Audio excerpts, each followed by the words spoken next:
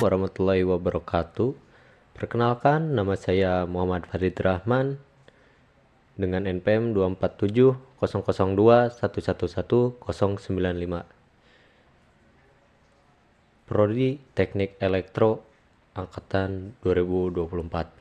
Di sini saya akan menjelaskan analisis numerik persamaan linier, Gauss-Seidel dan Cholesky method.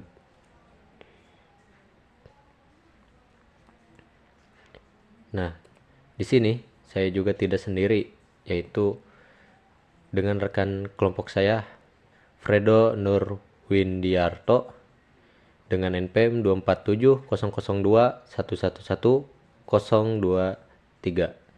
dengan nama kelompok L Gang. Nah, di sini langsung saja ke definition of Gauss-Seidel method.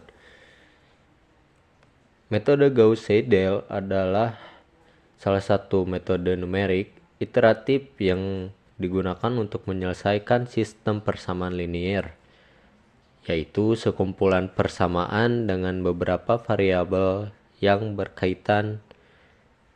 Sistem ini biasanya ditulis dalam bentuk matriks sebagai AX sama dengan B, di mana A adalah matriks koefisien, X adalah vektor variabel yang dicari, dan B adalah vektor hasilnya. Metode ini bekerja dengan cara menebak nilai awal dari setiap variabel, kemudian memperbaiki nilai tersebut secara berulang atau iterasi, sehingga diperoleh hasil yang mendekati solusi sebenarnya. Ciri utama dari metode Gauss-Seidel adalah setiap nilai variabel yang baru dihitung langsung digunakan dalam perhitungan berikutnya pada iterasi yang sama. Artinya, jika kita sedang menghitung nilai X, lalu dilanjutkan ke nilai Y, maka nilai X yang sudah diperbaharui atau dihitung dipakai untuk menghitung si nilai Y. Hal ini membuat metode Gauss-Seidel lebih cepat konvergen dibanding metode Jacobi yang masih menggunakan nilai lama. Secara konsep, metode ini melakukan pendekatan solusi dengan langkah pertama, mengubah setiap persamaan sehingga satu variabel menjadi subjek. Kedua, memberikan nilai awal atau tebakan. Ketiga, menghitung nilai variabel satu persatu. Keempat, mengulang proses hingga perubahan nilai sangat kecil atau konvergen. Metode Gauss-Seidel sangat cocok digunakan untuk sistem persamaan linier berukuran besar, perhitungan teknik dan rekayasa seperti sistem tenaga listrik, rangkaian, dan lain-lain. Kasus yang sulit diselesaikan dengan metode analitik langsung. Namun, metode ini juga tidak selalu berhasil jika digunakan sembarangan. Agar menghasilkan solusi yang stabil atau konvergen, solusi persamaan biasanya harus memenuhi kondisi tertentu seperti matriks dominan diagonal atau nilai diagonal lebih besar dari jumlah elemen lainnya pada baris tersebut. Matriks positif definite. Dan jika syarat tersebut tidak terpenuhi, metode bisa lambat konvergen atau tidak sama sekali konvergen. Gagal menemukan solusi. Nah, di sini juga ada contoh soal. Selesaikan sistem berikut dengan metode Gauss-Seidel. 8x tambah 2y kurang z sama dengan 9. Min 3x tambah 9y tambah z sama dengan 6. 2x min y tambah 7z sama dengan 10. Nah, kita jawab ya.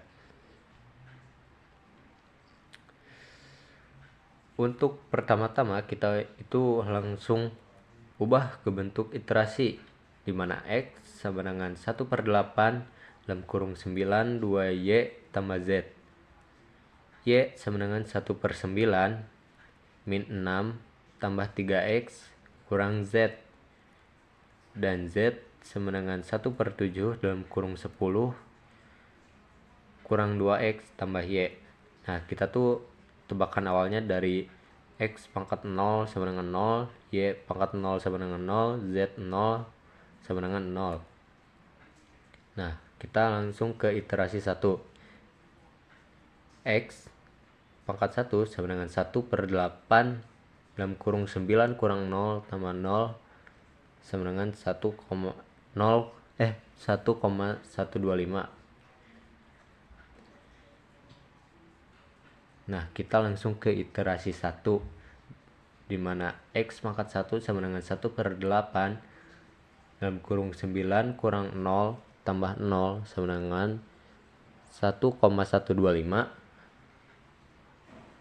Y pangkat 1 atau iterasi 1 sama dengan 1/9 dalam kurung min 6 tambah 3. Masukin nilai si X tersebut menjadi 3 dalam kurung 1,125 kurang 0 sama dengan min 0,2917. Nah, si Z pangkat 1 sama dengan 1/7 dalam kurung 10 kurang 2 dalam kurung 1,125 ditambah 0 min 0,2917 sama dengan 1,0655. Nah, kita masukin ke iterasi kedua. Si nilai Z tersebut kita masukin ke sini, maka hasilnya tuh si X2 itu 1,3316. Langsung dimasukin ketika si hasil X-nya tuh udah diketahui. Sama juga ketika si nilai Y tersebut sudah diketahui, langsung dimasukkan ke nilai yang di sini. Sampai ke iterasi ketiga, X pangkat 3 sama dengan 1/8 dalam kurung 9 kurang 2 dalam kurung 0,1196 ditambah 1,0310 sama dengan 1,2838. Y pangkat 3 sama dengan 1/9 dalam kurung min 6 tambah 3 dalam kurung 1,2838 dikurangi 1,03110 sama dengan min 0,1311. Nah, maka si nilai Z-nya tuh tinggal dimasukin si 1,2838 dari si X-nya dan min 0,1311 dari si nilai Y-nya. Maka si Z hasilnya 1,0430. Nah, di sini tuh si nilainya tuh mulai konvergen, di mana X sama dengan 1,28, Y sama dengan min 0,13 dan Z 1,04. Iterasi yang saya lakukan adalah baru pendekatan untuk hasil yang lebih bagus. Sudah cukup untuk menjadi gambaran, maka gambaran konvergennya tuh seperti ini. Tapi untuk jawaban yang lebih rapi, kita harus menambahkan 1 atau 2 iterasi lagi atau bulatkan dengan toleransi. Kesimpulan metode Gauss-Seidel merupakan salah satu metode numerik yang digunakan untuk menyelesaikan sistem persamaan linear dengan cara iterasi atau pendekatan bertahap. Metode ini dimulai dengan memberikan nilai awal, kemudian dilakukan perhitungan berulang hingga diperoleh hasil yang mendekati solusi sebenarnya. Keunggulan utama metode ini berletak pada penggunaan nilai terbaru secara langsung dalam setiap langkah perhitungan, sehingga proses konvergensi biasanya lebih cepat dibandingkan mode iteratif lainnya seperti metode Jacobi. Hal ini menjadikan Gauss-Seidel cukup efisien untuk digunakan pada sistem persamaan yang besar. Namun, metode ini juga memiliki keterbatasan. Tidak semua sistem persamaan dapat diselesaikan dengan metode Gauss-Seidel secara efektif. Agar metode ini dapat bekerja dengan baik, sistem harus memenuhi syarat tertentu seperti matriks dominan diagonal atau positif definit. Jika syarat ini tidak terpenuhi, maka metode bisa mengalami kesulitan konvergensi atau bahkan gagal menemukan solusi. Cukup sekian dari saya, dilanjut oleh rekan saya.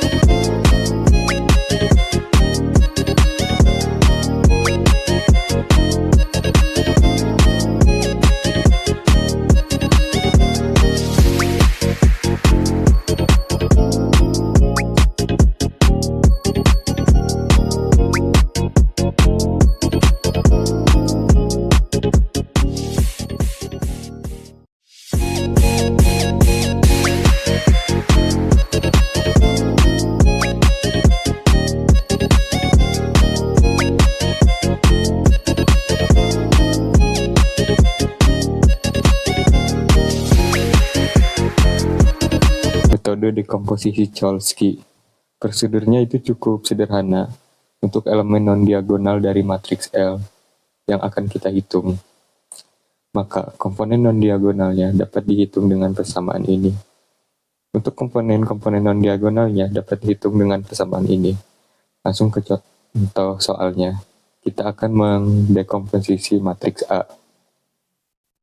Lalu kita akan mencari elemen-elemen dari suatu matriks L menggunakan dua persamaan di samping ini. Ini untuk elemen non-diagonal dan ini untuk elemen diagonal. Sebelumnya, kita harus tahu bahwa matriks A ini merupakan matriks simetrik. Melihat dari angka-angkanya, 15, 15, 55, 55, 225, 225. Matriks ini juga matriks yang positif definit. Langkah selanjutnya, saya akan lakukan di sini. Saya akan menghitung masing-masing elemen L ini, tapi menghitungnya itu berdasarkan kolomnya terlebih dahulu. Lalu saya akan menghitung kolom pertama, kolom kedua, kolom ketiga. Dan cara ini juga jika dijalankan pada MATLAB terbukti lebih simpel. Pertama-tama kita menghitung elemen L11. Karena L11 merupakan elemen diagonal, maka kita akan menggunakan persamaan elemen diagonal yang ini. L11 akan akar A11 dikurang sigma J sama dengan 1 sampai K-1. Dikarenakan K-nya 1 kurangi 1 sama dengan 0. Jadi suku ini akan bernilai 0. Maka L11 akar A11 sama dengan akar 6 sama dengan 2,4495. Selanjutnya L21. Karena dia bukan komponen diagonal, jadinya menggunakan rumus yang ini. Jadi L21 sama dengan A21 dikurang sigma J sama dengan 1 sampai I-1. Karena I-nya sama dengan 1, 1 kurangi 1, 0. Sehingga suku ini akan bernilai 0. Maka L21 dibagi L11 yang sudah dihitung sebelumnya, maka hasilnya 6,1237. Selanjutnya, L31. Itu elemen non-diagonal kita menggunakan persamaan yang ini. sama dengan sebelumnya. L31 sama dengan A31 dikurang sigma dari J sama dengan 1 sampai I min 1. Sedangkan I-nya itu kan 1. 1 kurangi 1 sama dengan 0. Sehingga suku ini 0. Jadi L31 hanya A31 dibagi L11. Hasilnya 22,454. Setelah kolom ke-1 selesai, kita pindah ke kolom kedua. Kita mulainya dengan selalu di setiap awal kolom menghitung komponen diagonalnya terlebih dahulu. Di sini, L22 merupakan komponen diagonal, jadi menggunakan persamaan yang ini, L22, akar dari A22 dikurang sigma J sama dengan 1 sampai K min 1, karena K-nya 2 minus 1 sama dengan 1. Jadi dapat dituliskan L22 sama dengan akar A22 dikurangi L21 L21 kuadrat sama dengan akar 55 kurangi 6,1237 kuadrat yang menghasilkan 4,1833. Selanjutnya, L32 merupakan komponen diagonal menggunakan persamaan yang ini. L32 sama dengan A32 dikurang sigma J sama dengan 1 sampai I min 1.